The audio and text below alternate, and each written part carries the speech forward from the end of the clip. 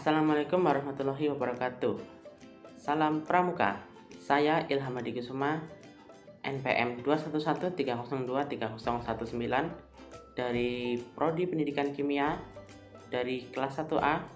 Di video kali ini saya akan melanjutkan penjelasan tentang Undang-Undang Nomor 12 Tahun 2010 tentang Gerakan Pramuka. Selamat menyaksikan. Bagian kelima, evaluasi, akreditasi, dan sertifikasi. Pasal 17. 1. Evaluasi dilakukan dalam rangka pengendalian mutu pendidikan kepramukaan sebagai bentuk akuntabilitas penyelenggaraan pendidikan kepramukaan kepada pihak yang berkepentingan. 2. Evaluasi dilakukan terhadap peserta didik, tenaga pendidik, dan kurikulum pada setiap jenjang dan satuan pendidikan kepramukaan. 3. Evaluasi terhadap peserta didik dilakukan oleh pembina. 4. Evaluasi terhadap tenaga pendidik dilakukan oleh Pusat Pendidikan dan Pelatihan Nasional yang dibentuk oleh Kuartir Nasional. 5. Evaluasi terhadap kurikulum pendidikan kepramukaan dilakukan oleh Pusat Pendidikan dan Pelatihan Nasional yang dibentuk oleh Kuartir Nasional. Pasal 18. 1. Akreditasi dilakukan untuk menentukan kelayakan, kegiatan, dan satuan pendidikan kepramukaan pada setiap jenjang pendidikan kepramukaan. 2. Akreditasi dilakukan atas dasar kriteria yang bersikap terbuka dan dilakukan oleh lembaga akreditasi sesuai dengan peraturan perundang-undangan. Pasal 19. 1. Sertifikat berbentuk tanda kecakapan dan sertifikat kompetensi. 2. Tanda kecakapan diberikan kepada peserta didik sebagai pengakuan terhadap kompetensi peserta didik melalui penilaian terhadap perilaku dalam pengamalan nilai serta uji kecakapan umum dan uji kecakapan khusus sesuai dengan jenjang pendidikan kepramukaan.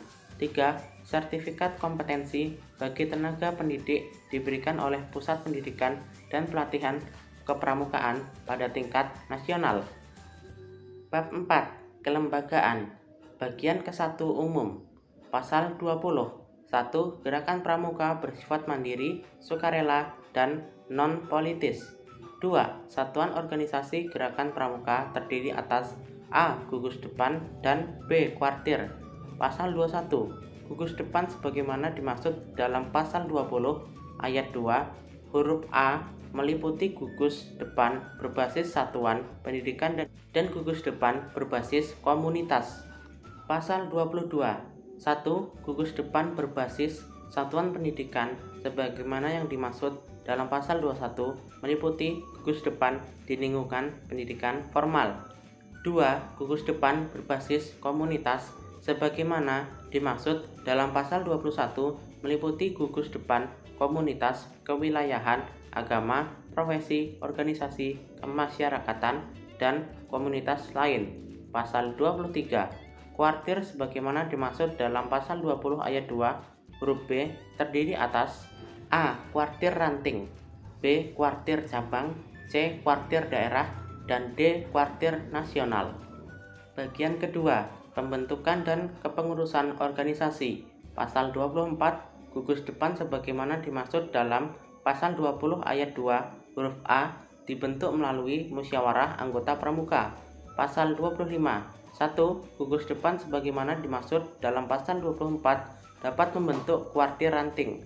2. Kuartir ranting sebagaimana pada ayat 1 dapat membentuk kuartir cabang. Pasal 26. 1. Kuartir cabang sebagaimana dimaksud dalam pasal 25 ayat 2 dapat membentuk kuartir daerah. 2. Kuartir daerah sebagaimana dimaksud pada ayat 1 dapat membentuk kuartir nasional. Pasal 27. 1. Kepengurusan kuartir sebagaimana dimaksud dalam pasal 23 dipilih oleh pengurus organisasi gerakan pramuka yang berada di bawahnya secara demokratis melalui musyawarah kuartir. 2. Kepengurusan sebagaimana dimaksud pada ayat 1 tidak terikat dengan jabatan publik. Bagian ketiga, kuartir ranting, kuartir cabang, kuartir daerah, dan kuartir nasional. Pasal 28. 1. Kuartir ranting sebagaimana dimaksud dalam pasal 23 huruf A merupakan satuan organisasi gerakan pramuka di kecamatan. 2. 2. Kuartir ranting mempunyai tugas memimpin dan mengendalikan gerakan pramuka dan kegiatan kepramukaan di kecamatan. 3. Kuartir ranting sebagaimana dimaksud pada ayat 1 dibentuk oleh paling sedikit 5 gugus depan melalui musyawarah ranting. 4. Kepengurusan kuartir ranting dibentuk melalui musyawarah ranting. 5. Kepemimpinan kuartir ranting bersifat kolektif. 6. Musyawarah ranting sebagaimana dimaksud pada ayat 13 merupakan forum untuk A. Pertanggungjawaban organisasi, B. Pemilihan dan penetapan kepengurusan organisasi kuartir ranting, dan C. Penetapan rencana kerja organisasi. Pasal 29.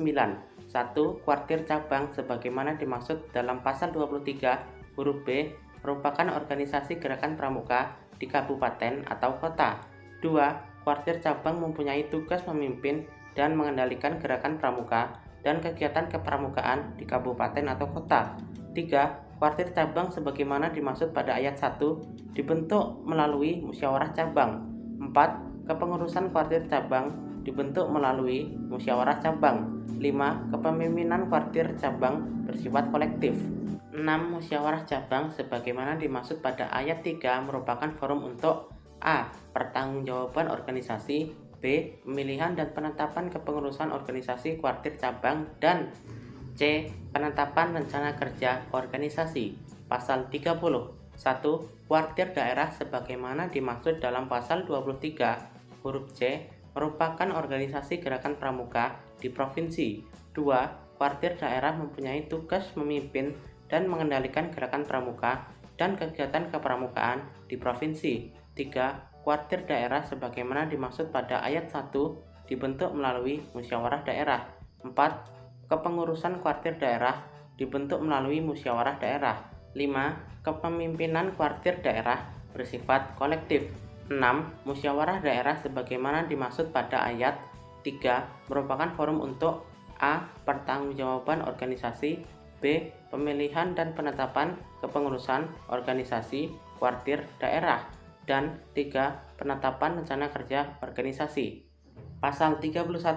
1. Kuartir nasional sebagaimana dimaksud dalam pasal 23 huruf D merupakan organisasi gerakan pramuka lingkup nasional. 2. Kuartir nasional mempunyai tugas memimpin dan mengendalikan gerakan pramuka serta kegiatan kepramukaan lingkup nasional. 3. Kuartir nasional sebagaimana dimaksud pada ayat 1 dibentuk melalui musyawarah nasional. 4. Kepengurusan kuartir nasional dibentuk melalui musyawarah nasional. 5. Kepemimpinan kuartir nasional bersifat kolektif. 6. Musyawarah nasional sebagaimana dimaksud pada ayat 3 merupakan forum musyawarah tertinggi untuk A. Pertanggungjawaban organisasi, B. Pemilihan dan penetapan kepengurusan organisasi kuartir nasional, C. Perubahan dan penetapan anggaran dasar dan anggaran rumah tangga, dan D. Penetapan rencana kerja strategis organisasi. Sekian yang dapat saya sampaikan, semoga bermanfaat. Jika ada salah-salah kata, saya mohon maaf. Saya akhiri. Wassalamualaikum warahmatullahi wabarakatuh.